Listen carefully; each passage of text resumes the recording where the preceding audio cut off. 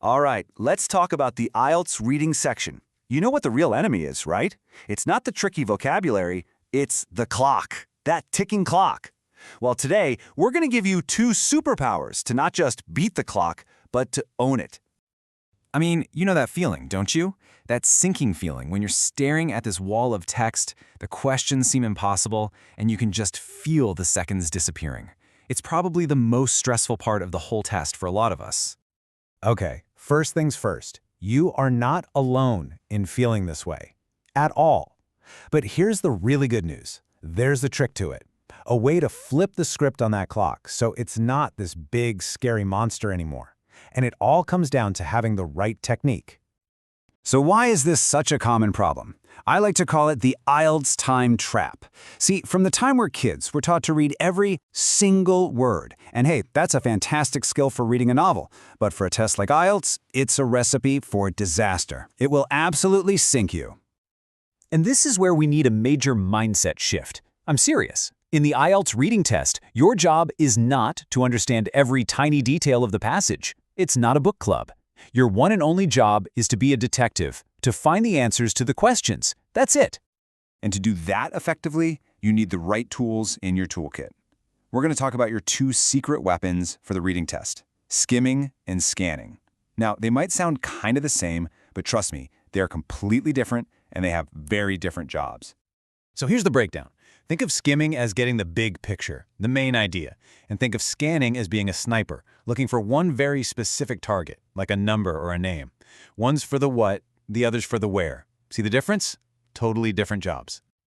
Okay, let's dive into skimming first. The best way to think about it is like you're in a helicopter, flying over a city.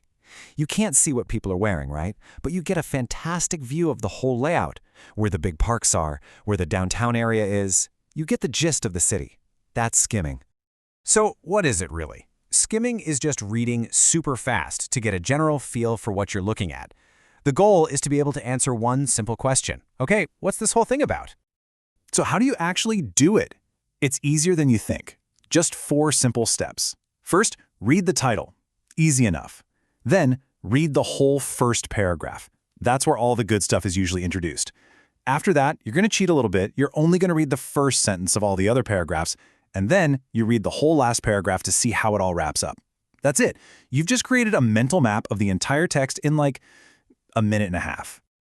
All right, on to our second superpower, scanning. So if skimming was our helicopter, scanning is more like a high-powered searchlight.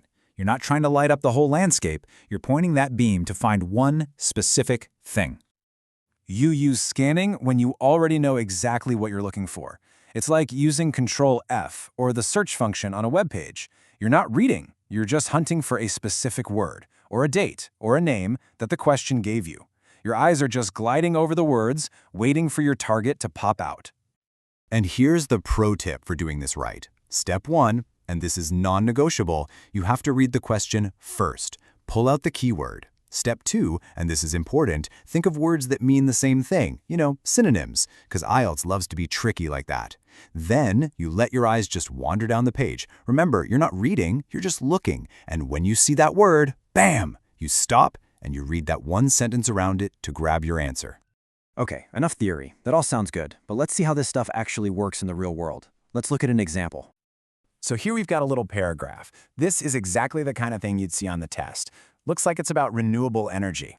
Now, let's pretend we get 2 totally different kinds of questions for this one short text. All right, question number 1. What percentage of new infrastructure did solar power represent in 2022? Okay, stop right there. What are the magic words? Percentage, solar power, 2022. This is a classic search and destroy mission. Time to grab our searchlight. So we're scanning. We're looking for solar power in 2022. Our eyes are just flying past all the other words. Renewable. Nope. Wind power. Don't care. Ah, there it is. In 2022, solar power accounted for a remarkable 15%. Boom. Got it. We have our answer. Notice we didn't have to read the whole thing. We just plucked it right out. That's scanning. Okay, now let's look at a totally different question for the same text. This one asks, what is the main idea of this paragraph? Aha! See? No numbers, no dates. This is a big picture question. This is a job for the helicopter. So, we fire up the helicopter. We're going to skim. We read the very first sentence. The shift towards renewable energy sources. Okay. Now we jump to the very last sentence. Critical for reducing carbon emissions. Put those two ideas together. Renewable energy is growing, and it's important for emissions. The main idea is the growth of renewable energy. Done. And again, it took what? 10 seconds? And that's the whole point right there. Did you see that? We used the right tool for the right job. We found 2 different answers super fast because we didn't get stuck reading all the details we didn't need. That is how you beat the clock. So, let's just recap the big takeaways here. If you need the main idea, you skim. If you need a specific fact, a name, a date, a number, you scan. And the most important rule of all, the golden rule, read the question first, always. The question itself tells you which tool to pull out of your toolkit. Look, when you get good at these 2 techniques, you're not just reading faster, you're reading smarter. You're taking back control from the clock.